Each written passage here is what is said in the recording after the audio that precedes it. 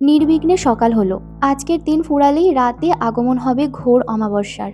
ঠিক করলাম গ্রামটা একটু ঘুরে দেখব এবং শিশুদের মায়েদের সাথে কথা বলবো। গ্রামের রাঙামাটির প্রধান পথ ধরে হেঁটে চলেছি। সত্যিই কি সুন্দর শস্য শ্যামলা এই গ্রাম। পথের দুই ধারে সোনালি ধারে মোড়া ধানক্ষেত, মাঝে মাঝে ছোট ছোট পুকুর ডোবা এবং তাদের ভেসে বেড়ানো হাঁস এবং পানকৌড়ির দলে খেলা দেখতে দেখতে চলেছি। কিছুক্ষণ পর উপস্থিত হলাম গ্রামের মধ্যিখানে অবস্থিত একটি বড় প্রাচীন অশ্বত্থ গাছের নিচে বাঁধানো চক্রাকার দেবীর সামনে, যেখানে মোড়লের সালিশি সভার আয়োজন করা হয়। সেখানে বসেছিলাম গ্রামের মোড়ল এবং ২-৪ জন ব্যক্তি। আমায় আসতে দেখে জড়ো হাত করে গ্রামের মোড়ল বললেন, প্রণাম নেবেন বাবা ঠাকুর। আপনার নির্দেশ মতন সব বাচ্চাদের হাতে রক্ষা কবচ পরানো হয়েছে আর সতর্কবাণীও করা হয়েছে। আশা করি এখন বাচ্চারা সুরক্ষিত। আমি বললাম, এখনই এতটা নিশ্চিন্ত হওয়া উচিত হবে না, কারণ যে শিশুদের ক্ষতি করছে সে তো আর চুপ করে হাত গুটিয়ে বসে থাকবে না। আমি একটু শিশুদের মায়েদের সাথে কথা বলতে চাই, একটু দরকারি বিষয় সম্পর্কে। দয়া করে যদি কেউ একটু আমার সাথে আসেন তো সুবিধা হয়। আমার কথা শুনে মোড়ল মশাই হাত জড়ো করেই বললেন, না না, এভাবে আবেদনের সুরে বলবেন না। আপনি আমাদের পবিত্রতা।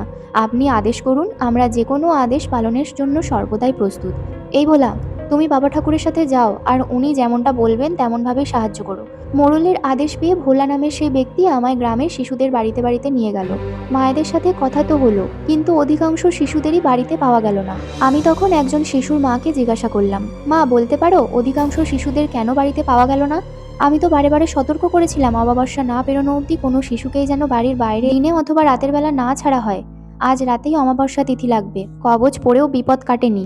আজ রাতের অমাবস্যায় শিশুর বলি যদি আটকানো যায় তাহলে যে ক্ষতি হয়েছে তার উদ্দেশ্য সফলে বাধা পড়বে, এবং তন্ত্রমতে একবার যদি পরপর ঘটে চলা বলির প্রক্রিয়ার বাধা পড়ে তাহলে সেই উদ্দেশ্য আর সফল হয় না। তখন শিশুদের প্রতি এই নৃশংসতা এমনিই বন্ধ হয়ে যাবে।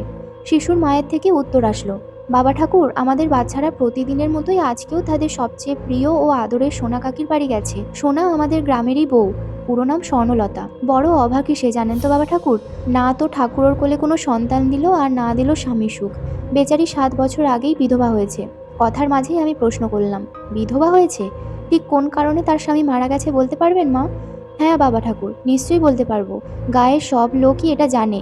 এক গরিব চাচার 11 বছর বয়সী মেয়ে এই সোনাকে বিয়ে করে নিয়ে আসে এই গ্রামেরই লোক বাদল মণ্ডল। তারা বড়ই গরিব। সোনার স্বামী জঙ্গলে কাঠ কেটে কেটে বিক্রি করে যে পয়সা পেত তাতেই তাদের কোনো রকমের সংসার চলতো। সোনা বড়ই সুন্দরী, পুরুষ মানুষ এমনকি মেয়ে মানুষেরাও চোখ ফেরাতে পারতো না তার মুখের থেকে। কিন্তু এটা তার স্বামীর মোটেও পছন্দ হয়নি, কারণ সে ছিল খুব সন্দেহপ্রবণ। বিয়ের কিছুদিন পর থেকেই তাই হুকুম করে বসে, এক হাত ঘোমটা টেনে সোনাকে বাড়ির বাইরে ও ভেতরে থাকতে হবে। সোনা আমাদের ভীষণ শান্ত ও বাধ্য স্বভাব।